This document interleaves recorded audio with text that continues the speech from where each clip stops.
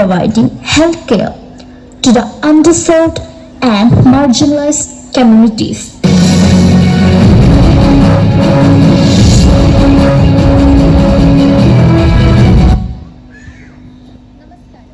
വനിതാ ഫോറം അവതരിപ്പിക്കുന്ന നന്മയുടെ പൂമരങ്ങൾ എന്ന പ്രോഗ്രാമിലേക്ക് ഏവർക്കും സ്വാഗതം. ഞങ്ങൾ പറയാതെ പ്രേക്ഷകരായ നിങ്ങൾക്കറിയാമല്ലോ, എല്ലാ ആഴ്ചയിലും ഏതെങ്കിലും ഒരു മേഖലയിൽ സ്വന്തം വ്യക്തിമുദ്ര പതിപ്പിച്ച വനിതകളെയാണ് ഈ പ്രോഗ്രാമിൽ കൂടി പരിചയപ്പെടുത്തുന്നത്. ഇന്ന് നമ്മോട് കൂടെയുള്ളത് ആരോഗ്യ മേഖലയിൽ സ്വന്തം വ്യക്തിമുദ്ര പതിപ്പിച്ച പ്രശസ്ത ഓൺകോളജിസ്റ്റ് ഡോക്ടർ ജിൻസി എബ്രഹാം ആണ്. ആദിവാസികളുടെയും സാമ്പത്തികമായി പിന്നോക്കം നിൽക്കുന്ന 1000-ലധികം ക്യാൻസർ പേഷ്യൻസിനെ സൗജന്യമായി ചികിത്സിച്ച് നാഷണൽ ഇന്റർനാഷണൽ അവാർഡ് നേടി കേരളത്തിലെ സ്ത്രീകളുടെ യശസ് വാനോളം ഉയർത്തി നമ്മുടെ പ്രിയങ്കരിയായ ജിൻസി എബ്രഹാമിനെ വളരെ ആദരവോടെ ഈ വേദിയിലേക്ക് സ്വാഗതം ചെയ്യുന്നു.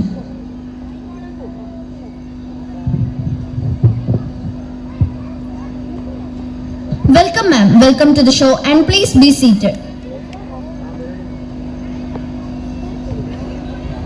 Ma'am, we heard about your achievements in medical field among common people, and the book you wrote were inspired by many women, and so many women followed your path. Can you please explain your life to us? What are the hurdles in your life, and how did you overcome that situations and move towards the success? All your hardships and family backgrounds we want to know. I am very happy to hear that my life inspires many women and they succeed in life. But behind this, I have had many hardships to overcome. If you have patience to hear my story, my family is an Orthodox Malabar Christian migrated family with Ammachi, Chachan, Amma, elder sister Ginny and brother Jinsen. Now let's watch my flashback. എന്നാൽ നമുക്ക് ഡോക്ടറിന്റെ flashback കാണാം.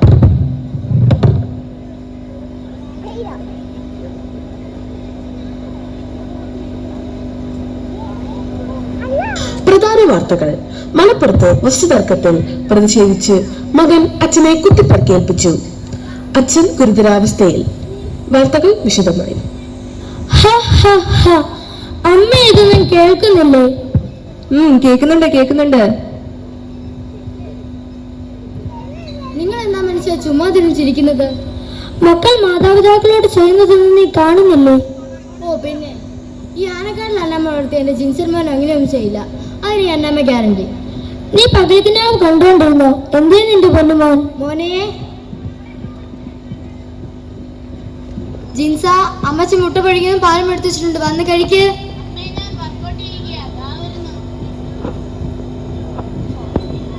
അമ്മേ, ഓ തമ്പ്രാട്ടി വന്നോ? മറ്റവളെന്തേടി? അവൾ ഇവിടുന്ന് ദോശ ചുടുന്നു. പോയി dosa ചുടേ.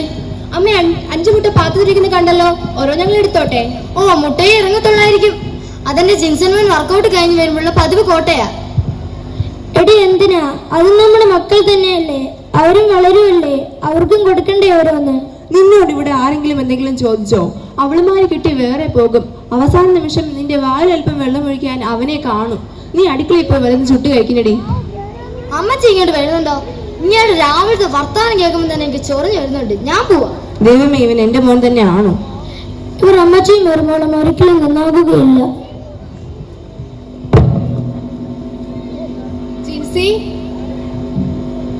Yes, Ginny. Do you know, yesterday I had taken some money from Appa's shirt pocket. His pocket was full of cash, so I can spend money for my too. You are not coming? No, I don't have any money. Then go and take some money. Nobody was there. No, I won't pickpocket anyone. Do you think it's a good thing to do that? But I have to prepare for my medical entrance. Who will give me money? Appa and Amma always giving importance to our marriage. They're saying that educating a girl child is a waste of money. Oh, perfect child. If you no need, okay. I will go and enjoy the trip. How will you go without permission? I already told mommy that I have a group study with my friends. So 3 days I will be in my friend house. Mama agreed. When will you go? Today evening 6 p.m. എന്താടി രണ്ടും കൂടി ഇംഗ്ലീഷിൽ പിറുപിറുക്കുന്നത്? ഞാൻ group സ്റ്റഡിക്ക് പോകുന്ന കാര്യം പറഞ്ഞതാ. ഓ പിന്നെ, അവളുമാരുടെ ഒരു ഗ്രൂപ്പ് സ്റ്റഡി. എന്തായാലും വല്ലവന്റെ വീട്ടിൽ അടുക്കളയിൽ ചട്ടിയും കൊല്ലം കഴുകുള്ളതല്ലേ, പിന്നെ എന്തിനാ ഇതൊക്കെ? എന്തായാലും രണ്ടും വീഴ്ച നിൽക്കാതെ വീട്ടുജോലിയെല്ലാം തീർത്തിട്ട് പോയി പാടി. ഇന്നാ ഇതും അങ്ങോട്ട് വെച്ചോ.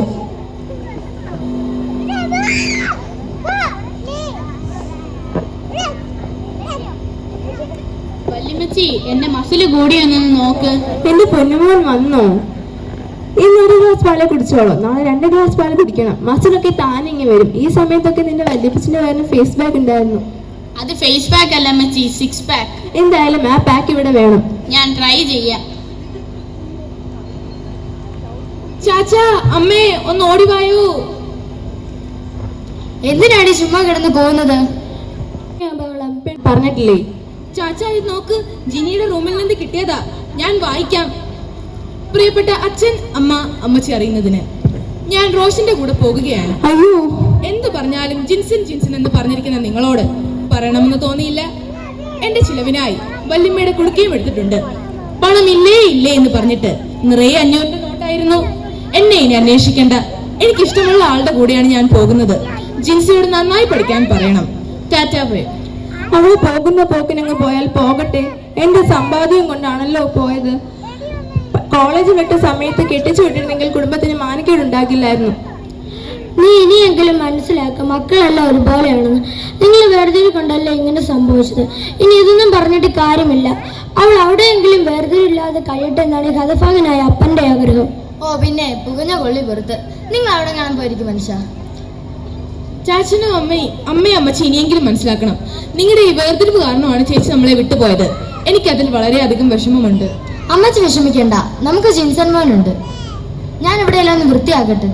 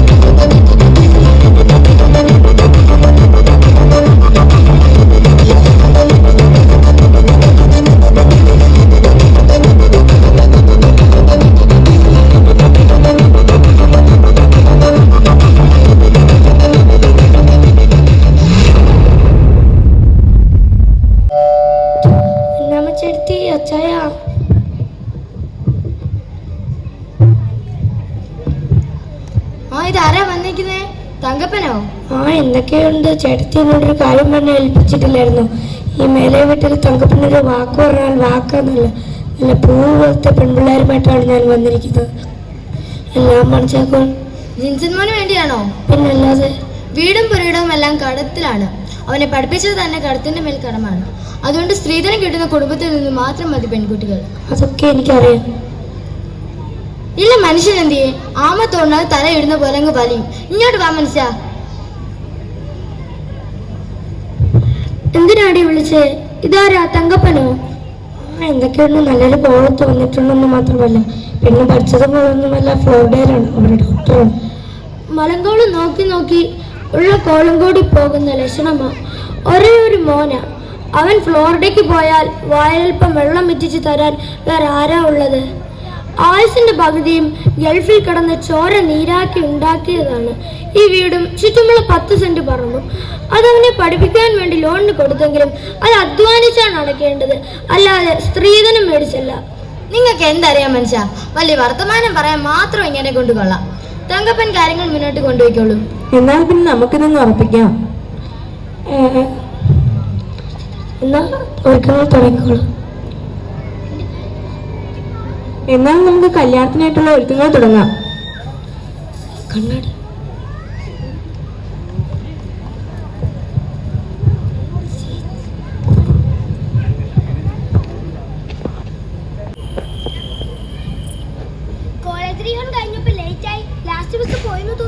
മറ്റുള്ളവരെല്ലാം അവർ ബോയ്ഫ്രണ്ടിന്റെ കൂടെ പോയി.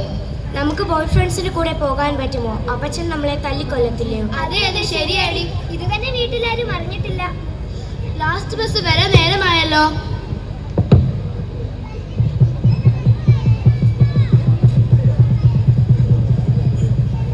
ആഹാ, മൂന്നിക്കിളികളും പാതിരാത്രിയിൽ എങ്ങോട്ടാ? ഞങ്ങളോടൊപ്പം നിങ്ങൾക്കെന്താ? വിടര എന്റെ കയ്യിൽ നിന്ന്. ഇന്നുമുണ്ടല്ലോ പോലെ ശല്യമാ. അയ്യോ എനിക്ക് പേടിയാവുന്നു. ലാസ്റ്റ് ബസ് പോയോ എന്തോ? എന്താ ഇവിടെ നടക്കുന്നത്? ലാസ്റ്റ് ബസ് പോയോ?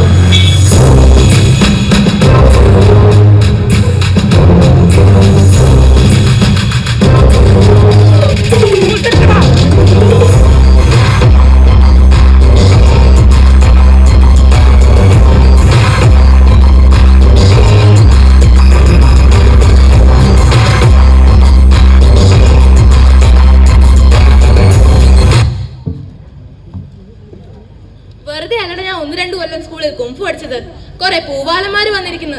ഓടിനടാ, ഇനിയെങ്കിലും ഇവിടെ നിർഭയന്മാരുണ്ടാകാതിരിക്കട്ടെ. ഓടിക്കോടാ. അയ്യോ, ഇത് നമ്മുടെ ജിൻസി അല്ലേ? ജിൻസി എവിടെ പോയി?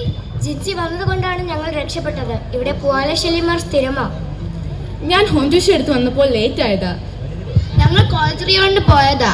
കഴിഞ്ഞപ്പോ ലേറ്റ് ആയി. അവിടെ ജിനിയും റോഷനും ഉണ്ടായിരുന്നു. അവരുടെ വിവരങ്ങൾ ഇപ്പൊ നിങ്ങൾ തിരക്കാറുണ്ടോ? ഓ ഇല്ല, അവൾ കാണിച്ചത് ബുദ്ധിമോശം തന്നെയാണ്. അതുകൊണ്ട് ഞങ്ങൾ തിരക്കാറില്ല. എന്തായാലും അവൾ നന്നായി ജീവിച്ചാൽ മതി. ജിൻസി കുംഫു പഠിച്ചിട്ടുണ്ടോ? അതെ, ഞാൻ സ്കൂളിൽ 1-2 കൊല്ലം കുംഫു പഠിച്ചിട്ടുണ്ട്. അതിൽ സർ സ്വയരക്ഷ എങ്ങനെ ചെയ്യണമെന്ന് പഠിപ്പിച്ചിട്ടുണ്ട്. നിങ്ങൾ ഉടനെ പഠിക്കണം. ഞങ്ങൾ നാളെ തന്നെ ജോയിൻ ചെയ്യാൻ പോവാ. ഞങ്ങൾ നാളെ തന്നെ ചേരും. ബസ് ഇതുവരെ വന്നില്ലല്ലോ, ലേറ്റ് ആവുന്നുണ്ടല്ലോ.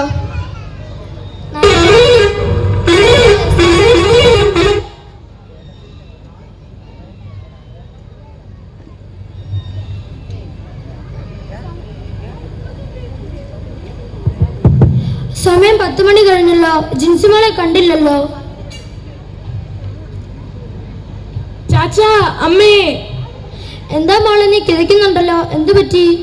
ചാച്ചാ, അത് ബസ് സ്റ്റോപ്പിൽ വെച്ച് 4 പേർ പെൺകുട്ടികളെ ആക്രമിക്കുന്നത് കണ്ടു. ഞാൻ അവരെ ഹെൽപ്പ് ചെയ്തതാ. അയ്യോ, എന്റെ മോൾക്ക് എന്തേലും പറ്റിയോ? ഇല്ല ചാച്ചാ. നീ പാതിരാത്രി വരെ എവിടെ ആയിരുന്നടി? മിണ്ടി പോകരുത്. പെൺകുട്ടികളുടെ കാര്യങ്ങൾ അപ്പപ്പോൾ തിരക്കി അറിയേണ്ടത് വീട്ടിലെ അമ്മമാരുടെ ചുമതലയാ. നിന്റെ ചുമതല എല്ലാം നീ ചെയ്യുന്നുണ്ടോ എന്നൊന്ന് ആലോചിച്ചു നോക്ക്. മൂവന്തിക്ക് പെൺകുട്ടികൾ പുറത്തു പോകരുതെന്ന് ഞാൻ പറഞ്ഞിട്ടില്ലേ, കേൾക്കില്ലല്ലോ. ആട്ടെ, മോളെന്താ ലേറ്റായേ? ചാച്ചനറിയാലോ, ഞാൻ ട്യൂഷന് പോകുന്നതിനോടൊപ്പം ഹോം ട്യൂഷനും എടുക്കുന്നുണ്ട്. ഇന്ന് മേരിക്കുട്ടി അമ്മാമ്മയുടെ മോളെ മാത്സ് പഠിപ്പിക്കാമോ എന്ന് ചോദിച്ചായിരുന്നു. അവിടുന്ന് പഠിപ്പിച്ചിറങ്ങിയപ്പോൾ ലേറ്റ് ആയതാ. എന്റെ മോളെ, നീ ഒരുപാട് കഷ്ടപ്പെടുന്നുണ്ട്. ചാച്ചന്റെ ബുക്ക് പോലും മോൾക്ക് വാങ്ങി തന്നിട്ടില്ല. മോളെ ദൈവം അനുഗ്രഹിക്കട്ടെ. ഈ കഷ്ടപ്പാടുകളുടെ ഒക്കെ ഫലം മോൾക്ക് ദൈവം തരും. ദൈവം തന്നു ചാച്ച. നീറ്റ് എൻട്രൻസിൽ ഞാൻ 1000 റാങ്കിനകത്തുണ്ട്. കോട്ടയം മെഡിക്കൽ കോളേജിൽ കയറുകയാണ്. ഗവൺമെന്റ് തന്നെ പഠിപ്പിക്കും. തുച്ഛമായ ഫീസ് മതി. അത് കണ്ടെത്താനുള്ള തന്ത്രപ്പാടിലാണ് ഞാനിപ്പോൾ. ഓ പിന്നെ നീ പഠിച്ചിട്ട് വേണമല്ലോ ഈ വീട്ടിലെ കാര്യങ്ങളൊക്കെ നോക്കാൻ. നിനക്ക് ചിലവഴിക്കാൻ ഇവിടെ കാശൊന്നുമില്ല. അവൻ ജിൻസിന്റെ കല്യാണം കഴിഞ്ഞപ്പോൾ തന്നെ കടമായി. സ്ത്രീധനം കിട്ടിയോണ്ട് തട്ടിയും മുട്ടിയും പോകുന്നു. മോനെ ജിൻസ, ചമ്മന്തിപ്പൊടി പാക്ക് ചെയ്തോ? അമ്മച്ചി ബാ, മീനച്ചാർ പാക്ക് ചെയ്യണം. പുതുപ്പെണ്ണിനൊന്നും പരിചയമില്ലല്ലോ. അമ്മേ, അമ്മച്ചി, ഞാൻ പാക്ക് ചെയ്തൊക്കെ കഴിഞ്ഞു. ഞങ്ങൾ രാവിലത്തെ ഫ്ലൈറ്റിൽ ഫ്ലോറിഡയിൽ പോവുകയാണ്. സമയം വളരെ കുറവായതുകൊണ്ട് ഗ്ലാഡീസ് അവളുടെ വീട്ടിൽ യാത്ര പറയാൻ പോയി. അവിടെ നിന്ന് അവൾ എയർപോർട്ടിലേക്ക് വരും. മോനെ 6 മാസത്തെ കാലയളവാണ്, ഉടനെ അടച്ചു തുടങ്ങിക്കോണം.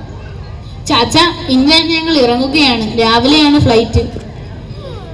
നിന്റെ സഹോദരിമാരെ കാര്യമായ കോഴ്സിനൊന്നും വിടാതെയാണ് നിന്നെ ലോൺ എടുത്ത് പഠിപ്പിക്കുന്നത്. അതെന്റെ മനസ്സിലുണ്ടാകണം. ഈ വീടും ചുറ്റുമുള്ള 10 സെന്റ് പറമ്പുമാണ് ചാച്ചന്റെ ആകെയുള്ള സമ്പാദ്യം. അത് നഷ്ടപ്പെട്ടാൽ ചാച്ച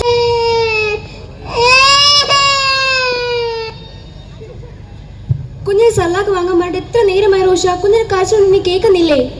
കൂട്ടുകാർ പണം കടം വാങ്ങി ഇപ്പോൾ ഒരുത്തിനും പോലും തിരിഞ്ഞു നോക്കുന്നില്ല. എന്നാ നിനക്ക് വല്ല ജോലിക്കും പോയിക്കൂടെ? എന്നെ എൻ്റെ അപ്പൻ സോഫ്റ്റ്വെയർ എഞ്ചിനീയറിംഗ് പഠിപ്പിച്ചോണ്ടിരുന്നപ്പോഴാ പ്രേമം തല്ലിച്ചു പിടിച്ചത്. നീ ആകുന്ന വയ്യാവയിൽ ഞാൻ എടുത്ത് തലയൊക്കുന്നത്. ഓ, ഇപ്പൊ ഞാൻ വയ്യവേലി ആയല്ലേ? നേരത്തെ ഞാൻ ഐശ്വര്യ ആയിരുന്നു. കുട്ടിയും ധരിച്ച് മുമ്പേ ഇരുന്നപ്പോ ഞാനങ്ങ് പ്രേമിച്ചു പോയി. നിന്റെ ഡ്യൂക്ക് ബൈക്കും ഐഫോണും കണ്ടാ ഞാൻ നിന്നെ പ്രേമിച്ചത്. അതൊക്കെ നിന്റെ കൂട്ടുകാരിയാണെന്ന് പിന്നീടല്ലേ എനിക്ക് മനസ്സിലായത്. അതൊന്നും എനിക്കറിയണ്ട. ഞാൻ എൻ്റെ രാഴയുടെ അടുത്തേക്ക് പോവാ. അയ്യോ ജിൻസ, പോവല്ലേ. ആദ്യമൊക്കെ ചക്കരയും വടയുമായിരുന്നു എൻ്റെ കയ്യിലുള്ളത്. ഇനി കടം വാങ്ങാൻ ആരും ബാക്കിയുമില്ല. ഇനി ഞാൻ എന്ത് ചെയ്യും? 21 വയസ്സ് വരെ എന്നെ പഠിപ്പിച്ച് വലുതാക്കിയ മാതാപിതാക്കളെ ഉപേക്ഷിച്ചിട്ട് അല്പ സന്തോഷം ഇറങ്ങി തിരിച്ചു. ഒരു പെൺകുട്ടികളും ഇനി ഒരു അബദ്ധം കാണിക്കരുത്. ആദ്യം സ്വന്തം കാലിൽ നിൽക്കാൻ പരിശ്രമിക്കണം. ജിനി, ഇവിടെ ജിനി ഉണ്ടോ?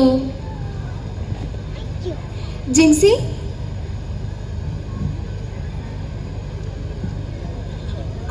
5 വർഷം ശേഷമാണ് നമ്മൾ കാണുന്നത്. നിനക്കറിയോ ഞാൻ ആരെ വിശ്വസിച്ചാണ് ഇറങ്ങി തിരിച്ചത്? അവൻ എന്നെ കുഞ്ഞിനെ ഇട്ടിച്ചു പോയി. Now I am in most desperate time of my life.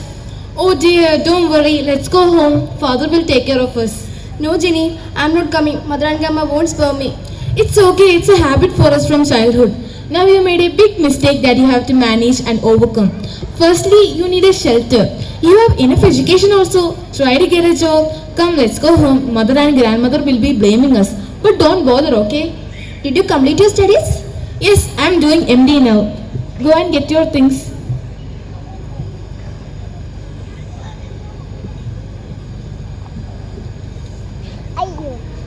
Let's go. Okay, let's go.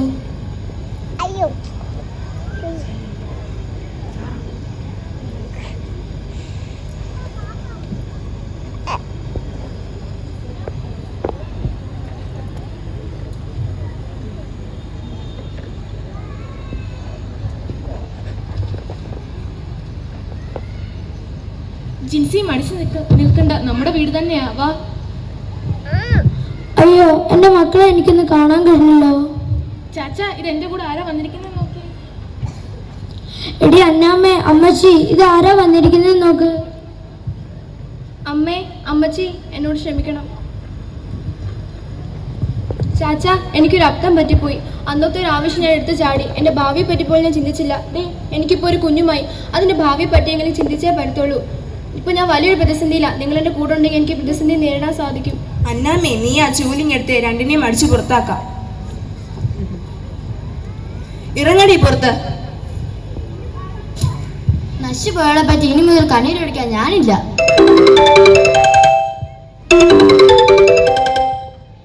മക്കളകത്ത് വരൂ. അവർ അങ്ങനെയൊക്കെ പറയും. ഞാൻ എൻ്റെ കൊച്ചുമോനെ ഒന്ന് കാണട്ടെ. എന്താ മോന്റെ പേര്? നമ്മുടെ വല്യപ്പച്ചന്റെ പേര് ഇട്ടിരിക്കുന്നേ, തോമസ്. തോമസ് മോനെ, നീ കുഞ്ഞിനെ കണ്ട് അകത്ത് പോയി വല്ലതും കഴിക്കുക. ഹലോ, നീ എന്താണ് ഈ പറയുന്നത്?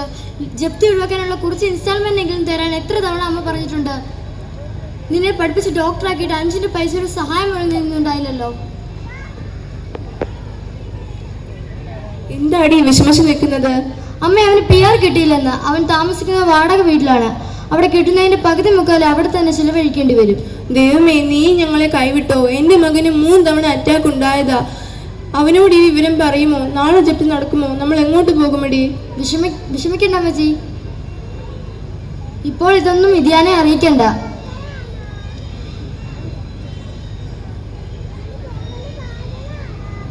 മോളെ ജിൻസി, ജിന്നി വാ.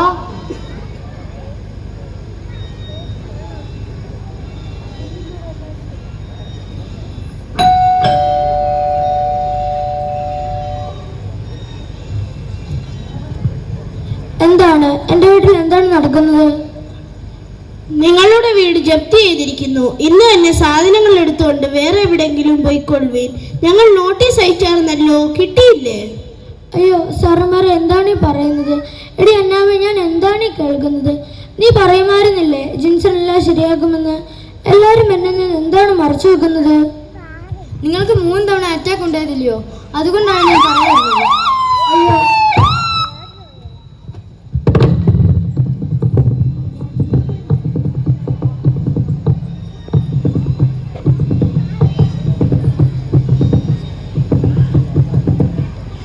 നമ്മളെല്ലാം 10 ദിവസത്തോളം ഹോസ്പിറ്റലായിരുന്നല്ലോ. ഇന്ന് നമ്മൾ വന്നിരിക്കുന്നത് വാർഡ്വക വീട്ടിലാണ്. ചാച്ചൻ അറ്റാക്ക് വന്നെന്നറിഞ്ഞ് ജിൻസൺ വന്നിട്ടുണ്ട്. തെറ്റുകളെല്ലാം മനസ്സിലാക്കി റോഷനും വന്നിട്ടുണ്ട്. ബാങ്കിന്റെ ഫോർമാലിറ്റീസ് എല്ലാം ഞാൻ തീർത്തിട്ടുണ്ട്. കുറച്ച് കോർട്ട് ഇഷ്യൂ ഉള്ളതുകൊണ്ട് നാളെ നമുക്ക് നമ്മുടെ പഴയ വീട്ടിലേക്ക് കയറാൻ പറ്റൂ. ജിനി, നീ അമ്മച്ചിയും അമ്മയെ നോക്കണം. ഞാൻ ഹോസ്പിറ്റലിൽ പോവുകയാണ്. നാളെയാണ് എൻ്റെ ഏഷ്യാനെറ്റിൽ വെച്ച് എനിക്ക് ഇൻ്റർവ്യൂ. നിങ്ങളെല്ലാവരും ക്ഷണിച്ചിട്ടുണ്ട്. കൃത്യസമയത്ത് വരണം കേട്ടോ. എന്റെ പൊന്നു മക്കളെ, നിങ്ങളെയാണല്ലോ ഞങ്ങൾ ഇത്രയും കാലം അകറ്റി നിർത്തിയിരുന്നത്. ഇപ്പോൾ നിങ്ങളില്ലായിരുന്നെങ്കിൽ ഞങ്ങളുടെ അവസ്ഥ എന്തായേനെ? ആരിലാണ് കൂടുതൽ പ്രതീക്ഷ വെച്ചത് അവൻ കൈവിട്ടു. ആരിലാണ് കൂടുതൽ പ്രതീക്ഷ വെക്കാതിരുന്നത് അവരാണ് എന്റെ പ്രതിസന്ധിയിൽ എന്റെ കൂടെ ഉണ്ടായിരുന്നത്. മോളെ ജിൻസി, ലേറ്റ് ആകും, പൊയ്ക്കോ. ഞങ്ങൾ സ്റ്റുഡിയോയിൽ എത്തിക്കൊള്ളാം. എന്നാ ഞാൻ പോകുക.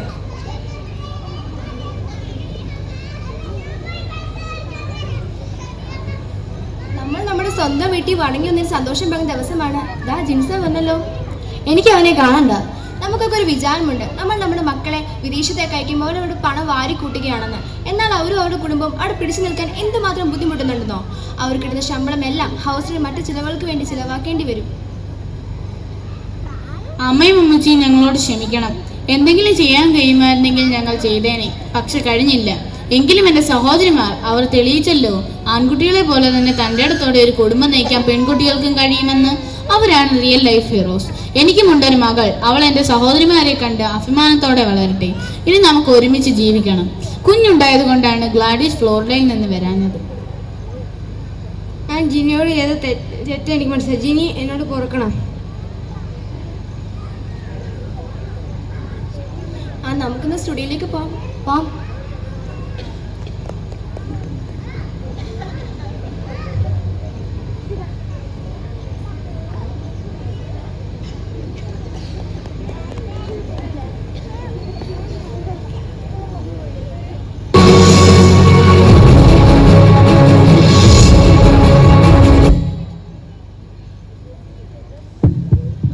Oh, your flashback was really amazing and motivating. ഇന്ന് ഈ സ്റ്റുഡിയോയിൽ ഡോക്ടറിന്റെ കുടുംബം എത്തിച്ചേർന്നിട്ടുണ്ട്. നമുക്ക് അവരെ പരിചയപ്പെടാം. ചാച്ചൻ എന്താണ് പറയാനുള്ളത്? ഈ പെൺകുട്ടികളുടെ മനോധൈര്യം ഒന്ന് മാത്രമാണ് ഞാനിപ്പോൾ ഇവിടെ ജീവിച്ചിരിക്കുന്നതിന് കാരണം. 12-ാം വയസ്സിൽ വിവാഹം കഴിഞ്ഞതിനാൽ എനിക്ക് വിദ്യാഭ്യാസം കുറവായിരുന്നു. അതുകൊണ്ട് തന്നെ ഞാൻ പെൺകുട്ടികളെ നിലവാരം കുറഞ്ഞായിരുന്നു കണ്ടിരുന്നത്. എന്നാൽ ആൺകുട്ടികളോടൊപ്പം തന്നെ കിടപിടിക്കാൻ പെൺകുട്ടികൾക്കും കഴിയുമെന്ന് എൻ്റെ ജീവിതം തന്നെ എന്നെ പഠിപ്പിച്ചു. അമ്മയ്ക്ക് എന്താണ് പറയാനുള്ളത്? മകനിൽ മാത്രം പ്രതീക്ഷ അർപ്പിച്ച എനിക്ക് പെൺമക്കളെ വേണ്ട പോലെ ശ്രദ്ധിക്കാൻ കഴിഞ്ഞില്ല. പക്ഷെ അവരാണ് എൻ്റെ പ്രതിസന്ധി ഘട്ടത്തിൽ കൂടെ ഉണ്ടായിരുന്നത്. ജിൻസൺ എത്തിച്ചേർന്നിട്ടുണ്ടല്ലോ. എൻ്റെ സഹോദരിമാരിൽ ഞാൻ അഭിമാനം കൊള്ളുന്നു. എൻ്റെ അഭാവത്തിൽ അവൾ കുടുംബം നശിച്ചപ്പോൾ സംരക്ഷിച്ചു. റോഷൻ എന്താണ് പറയാനുള്ളത്? എൻ്റെ അനിയത്തിക്ക് ചതി പറ്റിയപ്പോഴാണ് ഞാൻ ജിനിയോട് ചെയ്ത തെറ്റ് എനിക്ക് മനസ്സിലായത്. Women are the backbone of society. Here today we have some women from different fields to congratulate you. They all are inspired by your book. Let us welcome them. Please come and introduce yourself. I am Advocate Aradhya. As a woman, this job was my passion and I succeeded. I am nurse Asha. I'm working in Riyadh. In the midst of financial crisis, that is economic crisis, I managed to study and get a job in Riyadh. I'm the youngest of 3 daughters. I saved money of my sisters and built a house for my family. My parents are proud of me.